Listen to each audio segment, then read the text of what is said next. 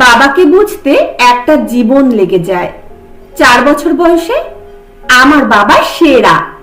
6 বছর বয়সে বাবা সবাইকে চেনে।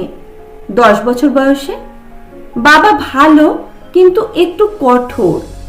12 বছর বয়সে বাবা ছোটবেলায় অনেক ভালো ছিলেন। 14 বছর বয়সে বাবা কেমন জানি বদলে যাচ্ছেন। 16 বছর বয়সে বাবা কিছুই বোঝে না। 18 বছর বয়সে বাবা দিন দিন আরো কঠোর হচ্ছেন। 20 বছর বয়সে বাবার ব্যবহার সহ্য করা কঠিন। মা কিভাবে সহ্য করতেন? 25 বছর বয়সে বাবা সবকিছুতেই মতের বিরোধ করেন।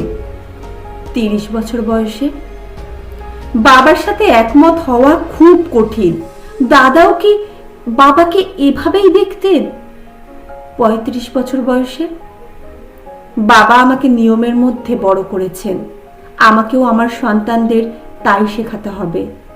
40 বছর বয়সে বাবা এত কষ্ট করে আমাদের বড় করেছেন, আমি বুঝতে পারছি। 45 বছর বয়সে আমার সন্তানদের সামলানো কঠিন। বাবা কত কষ্ট করেছেন আমাদের ঠিক পথে রাখতে। 50 বছর বয়সে বাবা সবকিছু দীর্ঘমেয়াদী পরিকল্পনা করতেন। তিনি ছিলেন দয়ালু ও বিশেষ একজন মানুষ।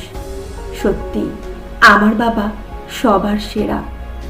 এই পুরো চক্রটি শেষ হতে 50 বছর লেগেছে, কিন্তু শেষ পর্যন্ত আমরা আবার প্রথম জায়গায় ফিরে যাই। আমার বাবা সেরা। যাদের বাবা বেঁচে আছেন তাদের সম্মান করুন, ভালোবাসুন। আর যাদের বাবা নেই, ভগবানের কাছে প্রার্থনা করুন যেন তিনি তাদের ক্ষমা করেন ও শান্তি দেন।